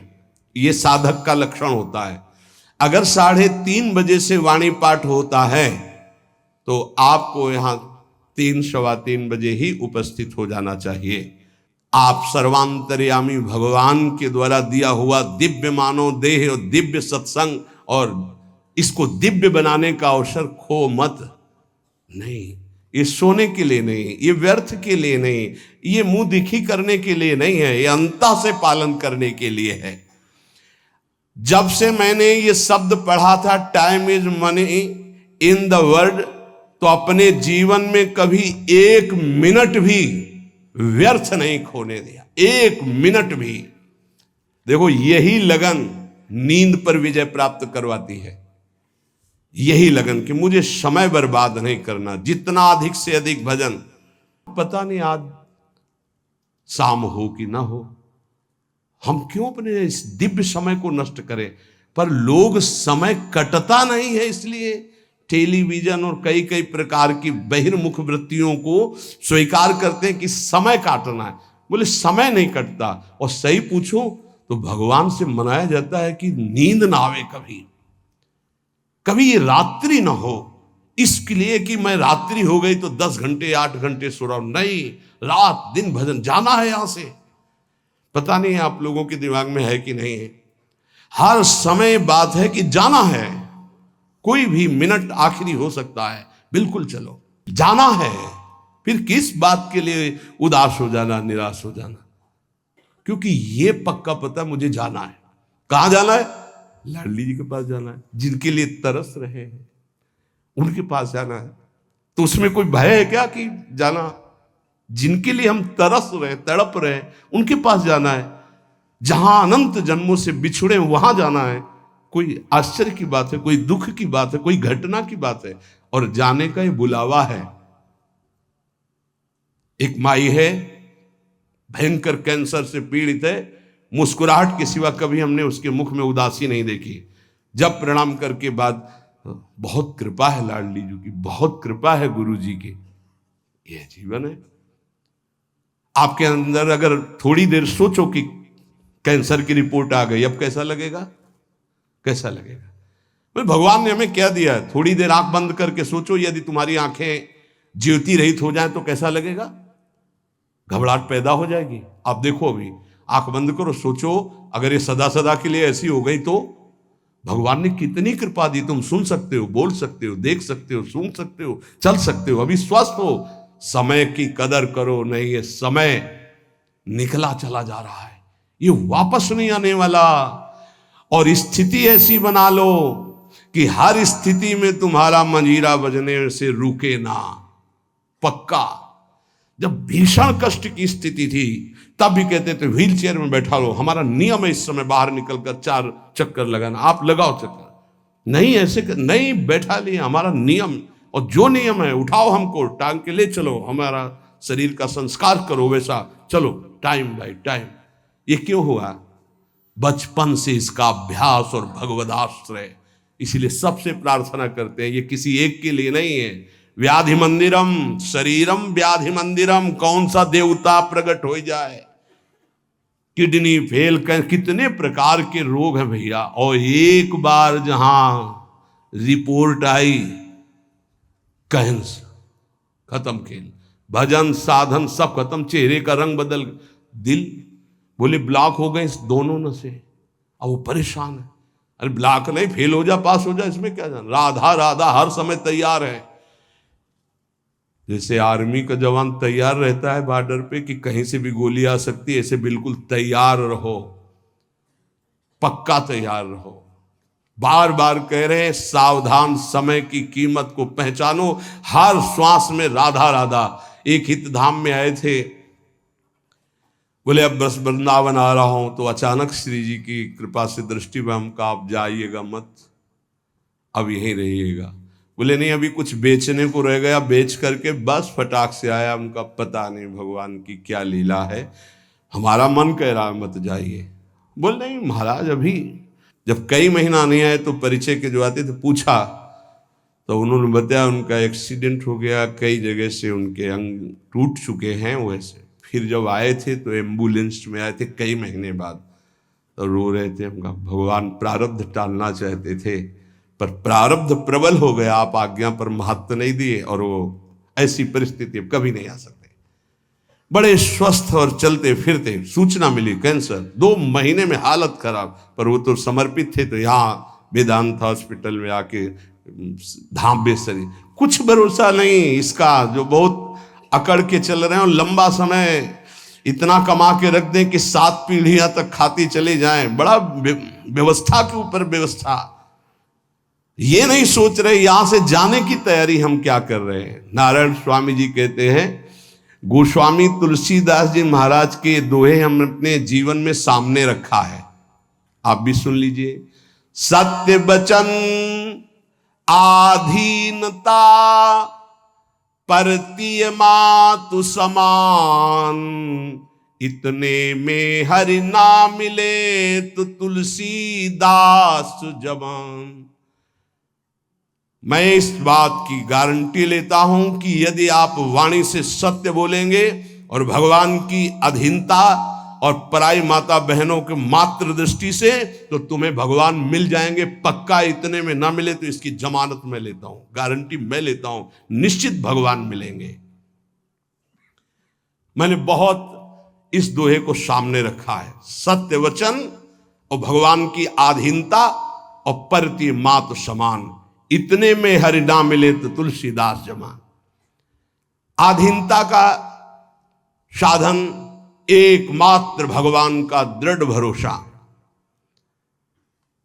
जब मैं गोमती नदी के किनारे भजन किया, नारायण की आज्ञा से, अलग अलग आज्ञा होती जाती थी भगवान की, तो वहां से चाहे वो हिंदू हो, चाहे वो मुसलमान हो, चाहे ईसाई हो, कोई भी निकले, हमको सबको नारायण दिखाई दे, सब में नारायण दिखाई देते थे। सबकी चरण रज माथे पे लगाता, सबकी चरण रज माथे पे लगा।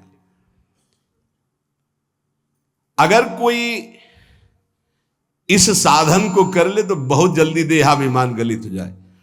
पूज्य राधा बाबा जी ने भी वर्णन किया कि मुझे और किसी से द्वेष नहीं था, अंग्रेजों से द्वेष था, क्योंकि इन्होंने जब हमारे देश पर अधिकार किया तो बहुत अत्याचार किया। उसमें पूज्य बाबा भी देश स्वतंत्रता के उसमें जेल में गए थे, तो उन्होंने देखा था कैसे भारतवासियों के साथ बर्ताव होता है। बूटों में कीलें गड़ी हुई थी, बाबा के जीवन चरित्र में पढ़ा, तो जो उनके सामने सर न झुकाता, गिरा के छाती की पसुरियों पर ऐसे कूदते और बड़ी बुरी दशा से उसको मारते थे।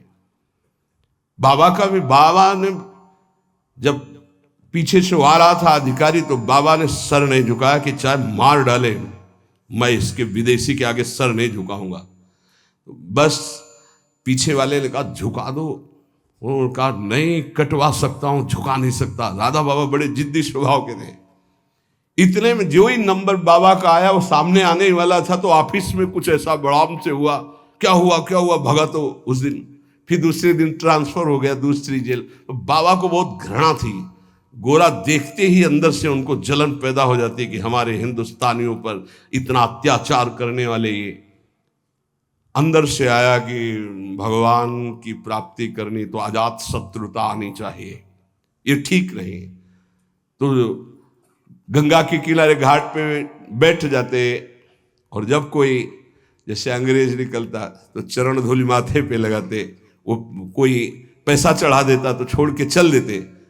तो एक दिन जब भगवान ने देखा कि अंग्रेजों के प्रति घृणा खत्म हो गई, तो एक अंग्रेज आया और बाबा की जो भद्र करवाई हुई सर थूक दिया उनका।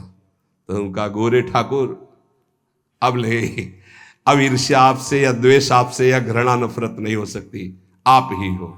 बस अंदर से वृत्ति गायब हो गई और हुआ काम हो गया, अब मुझे इसकी जरूरत नहीं। तो यहां ये कह रहे कि दास ये कहता है कि यदि सबके प्रति, देखो महापुरुषों के वचन है, यहां अगर परम पद में आरूढ़ होना है, भगवत प्राप्ति करनी है, तो सर्वान वस्तुतया निरीक्ष परम स्वाराध्य बुद्धिर्मम। बहुत कठिन बात है। नारायण नारायण। एक बार दास से कोई बिगड़ा तो दास ने सर झुका दिया और कहा पादुका उतारो और इस पर प्रहार करो। फिर भी हे नाथ आपसे द्वेष नहीं हो सकता। कैसे कोई इन महापुरुषों को समझे। पैर का जूता निकालो और सिर को खूब पीटो, ये सिर भी आपका है, नाथ आप ही हो। ये स्थिति है, ये स्थिति है, नाथ आप ही हो।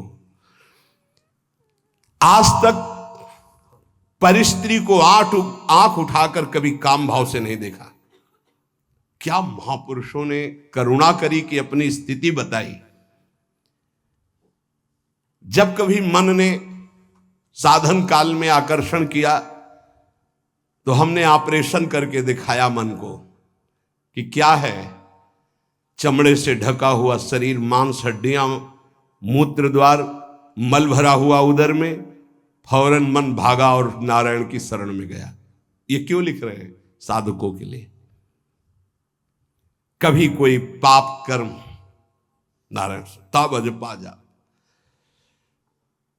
आपसे प्रार्थना है जब आपका मन ऐसे करे तो ऑपरेशन करके मन को दिखाए कि कुछ नहीं है, व्यर्थ में क्यों समय नष्ट करोगे, क्यों हृदय मलिन करोगे। जो नियम तुम स्वयं स्वीकार किए हो या गुरुदेव ने दिए हो, उसे कभी भी किसी भी स्थिति में नहीं छोड़ना चाहिए। चाहे सुखद परिस्थिति हो, चाहे दुखद परिस्थिति हो, आप उपस्थित हैं उस समय। चाहे वो भजन का हो, चाहे वो सेवा का हो, चाहे वो व्यवहार का हो, आप ध्यान दीजिए, आपको परमार्थिक बहुत लाभ होगा यदि आप ऐसा करेंगे। भगवान की जो इच्छा है उसमें तुम राजी होना सीख जाओ। ये बात हमने एक, जैसे वो यूरोप की उससे, ऐसे हमने एक, अब हमको तो ज्यादा अंग्रेजी आती नहीं, let the will of god be done, DONE है डन। हाँ भाई, हम तो ज्यादा पढ़े कि जो भगवान की इच्छा है उसमें अपनी इच्छा को मिला दो।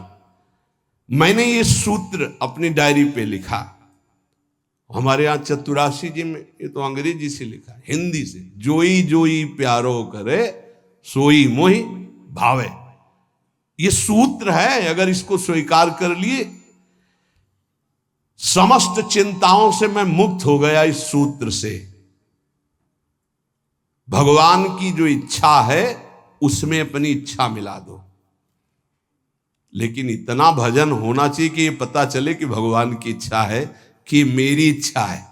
इसमें समझना ही तो सब भगवान की इच्छा मान के फिर कहेंगे कि भगवान की इच्छा के बिना पत्ता नहीं हिलता है, तो जितना पापाचरण वो सब भगवान की इच्छा से हो। नहीं, ऐसा नहीं। इसीलिए विवेक की आवश्यकता है, मन के संकल्प को और भगवत इच्छा को देखना। कैसे जानेंगे भगवान की इच्छा है और कैसे जानेंगे मन की इच्छा है?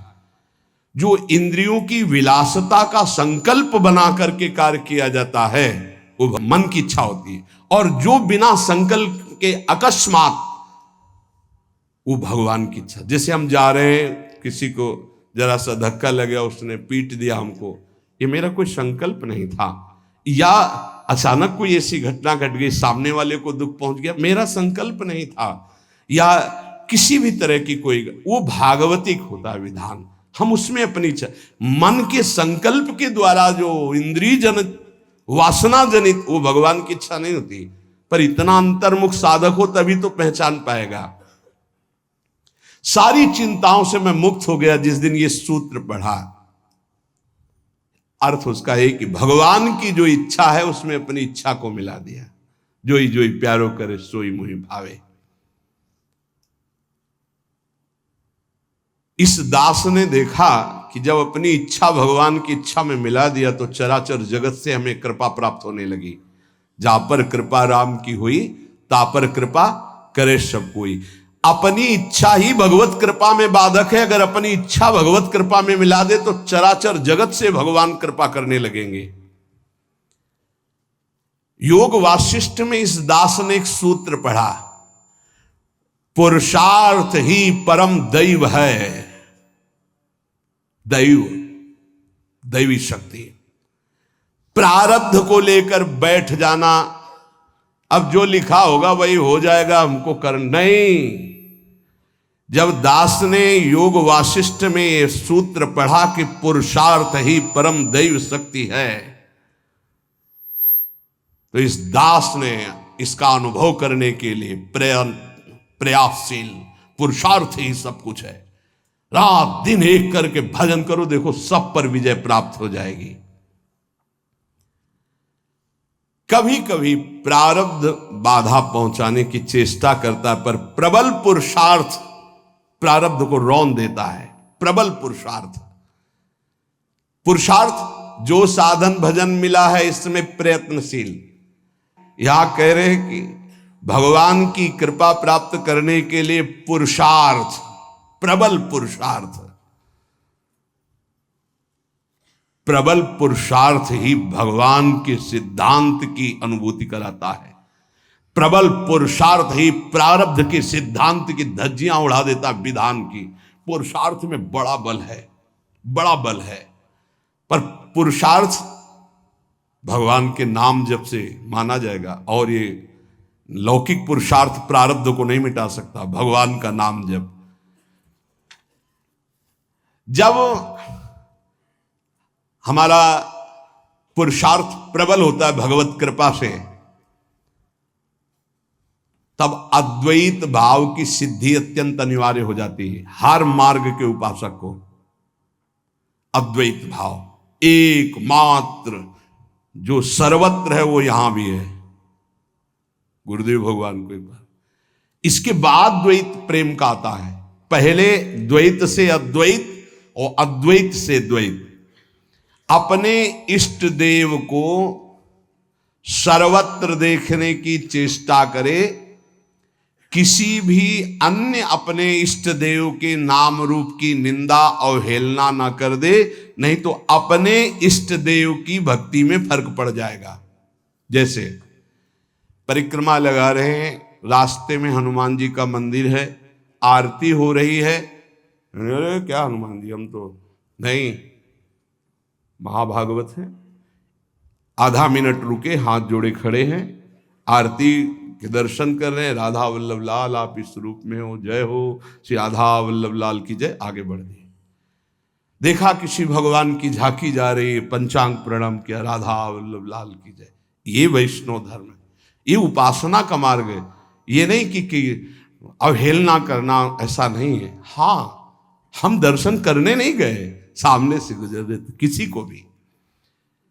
ये अपने स्वामी नारायण की कृपा से जाना, इस मर्यादा को सदैव उपासक सुरक्षित रखे। कोई भी भगवान की सवारी जा रहे, कोई भी भक्त जा रहे, सबकी चरण धूल में नमस्कार। एक और साधन अजपा जाप के लिए आवश्यक है, अगर आप कर सके तो अमावस्या और पूर्णिमा के दिन उपवास करना सीख ले। अमावस्या नारायण स्वामी जी का अपना अनुभव, हम ये व्रत रूप में नहीं कह रहे, ये हम भजन बढ़ाने के लिए कह रहे। ये दत्तात्रेय महाराज जी के ग्रंथ में मैंने पाया था, उसी दिन से हमने शुरू कर दिया। नारायण स्वामी उसे अच्छा है, एक दिन अगर उपवास रहेगा तो आंतों को थोड़ा अवसर भी मिल जाएगा। पूर्णिमा और अमावस्या के दिन उपवास का देख लो, अगर ऐसा लगे तो ठीक है, नहीं तो थोड़ा प्रसाद पाके। गृहस्थ में अगर पूर्णिमा अमावस्या के दिन किसी तीर्थ धाम या कहीं भी जाए तो किसी का भी दिया हुआ कुछ ना खाए, क्योंकि उस दिन का प्रतिग्रह बहुत बड़ा प्रतिग्रह माना जाता है। ये जो हलवा पूड़ी बिटता है ना, वो खाते हुए रास्ते में चलते हुए मना है।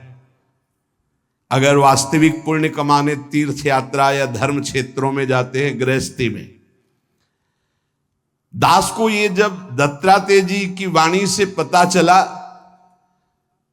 तो जीवन भर के लिए नियम ले लिया कि पूर्णिमा और अमावस्या को भोजन ही नहीं करना। तो मुझे ये लगता है कि उपासक को भजन के लिए अनिवार्य है ऐसा करना। त्याग और संतोष ये साधु का तो धन होता है, साधक का तो धन होता है। ज्ञान और भजन ये उसका फल होता है। हर समय भजन और ये ज्ञान है कि सर्वत्र मेरे प्रभु। त्याग ये स्वभाव में बैठा होता है, संतोष ये स्वभाव में बैठा होता है। ये जो मूर्ति पूजा की अवहेलना करते हैं, इन लोगों की बात मत सुनना। मैं स्वयं अपने भगवान नारायण की कृपा से अनुभव किया है कि मूर्ति पूजा से बहुत जल्दी भगवान प्रसन्न होते हैं। इस दास का अनुभव भी है नारायण की आज्ञा से। सेवा करते समय मन बहुत जल्दी इष्ट में आसक्त हो जाता है। अन्य समय भागेगा लेकिन सेवा में आसक्त हो जाएगा, क्योंकि मन की एकाग्रता सेव्य घसीट लेते हैं। इसको खिलवाड़ न समझे जो प्रभु की सेवा हो रही। दास को जब नारायण ने आदेश किया तो इसमें बहुत सुख मिला। भक्ति ईश्वर प्राप्ति में समर्थ है, पर यह ज्ञान अत्यंत आवश्यक होना चाहिए। जब सर्वत्र भगवान है तो मूर्ति में भगवान क्यों नहीं? ये जो लोग खंडन मंडन करते हैं, यह अधूरा ज्ञान है। मेरे ख्याल से अधूरे ज्ञान से परमार्थ में काम नहीं चलता है। जैसे एक टांग से चलना बड़ा कठिन होता है, ऐसे ही कि वो निराकार है इतना ही मान लेने से नहीं होगा। जैसे दो टांगों से आराम से चला जाता है तो वो निराकार भी है, वो साकार भी है, वो साकार भी है और निराकार है, दोनों की उपासना हम करते हैं। जैसे साकार रूप में ये कर रहे हैं, निराकार रूप में सब अंतर्यामी रूप में भगवान सबके हृदय में विराजमान है। काम क्रोध लोभ मोह के दमन का साधन जो गृहस्थी में समझते हैं कि बड़ा कठिन है, ऐसा ना समझें। गृहस्थी में इन साधनों का तुम नियम लीजिए, भगवान तुम्हें सामर्थ्य देंगे कि तुम संयमी बन जाओगे, तुम सहनशील बन जाओगे, काम क्रोध लोभ मोह पर विजय प्राप्त कर लोगे। पर जो विरक्त जन है उनको तो कोई भी गुंजाइश इस विषय में नहीं है। इसलिए जिससे यहां का कड़ा शासन है कि आप परिवार से संभाषण नहीं कर सकते बिना आज्ञा के, वो भी आज्ञा होगी तो आप कुछ क्षण बैठिए यहां राधा के कुंज में बैठकर ही बात, उसका मतलब कोई वैर नहीं है, आपके राग के नाश की बात है। आपका राग नष्ट हो जाए, खत्म खेल। गुरु की कृपा से ही सब साधन की जानकारी होती, सब साधन चलने का उत्साह होता और सब साधन की पूर्णता भी होती। सदा अंतर में गुरुदेव भगवान बैठ करके साधन की प्रेरणा करते हैं, कराते हैं और सफलता प्राप्त कराते हैं। इसीलिए कहा कि व्यक्ति कभी गुरु नहीं हो सकता और गुरु कभी व्यक्ति नहीं हो सकता। वैसे मेरा हृदय तो बहुत कठोर है, नारायण स्वामी जी कहते हैं, पर पता नहीं कैसे रिझाए माखन चोर की आकर के मेरे हृदय को माखन बना दिया। भगवत कृपा से, गुरुदेव नारायण की कृपा से, दयालु श्री कृष्ण के चरणारविंद में चित्तवृत्ति अर्पित हो चुकी है। ये आखिरी उतार। अब तो दास जैसे जी रहा है वो आखिरी दोहा तुम्हें बता रहा हूं। तीन टूक कौपीन के अरुभाजी बिन नोन, रघुवर जाके उर्वसय इंद्र बापुरो कौन। ये मेरा जीवन है नारायण स्वामी जी। एक रस्सी, एक टाट की लगोटी और बिना नमक की सब्जी। मेरे हृदय की स्थिति है, ना मुझे मोक्ष चाहिए, ना 14 लोकों का राज्य चाहिए, ना मुझे ज्ञान चाहिए, ना भक्ति चाहिए, बस केवल केवल सुमिरन, बस याद में उनकी डूबा रहता हूं, बस कुछ नहीं चाहिए। देखो मेरे हृदय में जो था मैंने बता दिया, तुम देखो अपने हृदय में क्या लाना चाहते हो। नारायण नारायण नारायण। नारायण स्वामी के जीवन की ये अमूल्य शब्द आप सुने। महापुरुषों के अनुभव खोज खोज कर इसलिए सुनाए जा रहे हैं कि कोई भी महापुरुष पर श्रद्धा हो जाए, किसी भी महापुरुष के वचन आप स्वीकार कर लें, आपका जीवन कृतार्थ हो जाए, आपका भजन चलने लगे, आप विषयों से निवृत्त हो जाएं, आप दुखों से बचकर भगवत प्राप्ति कर लें। शेष चलते आगे। श्री राधा वल्लभ लाल की।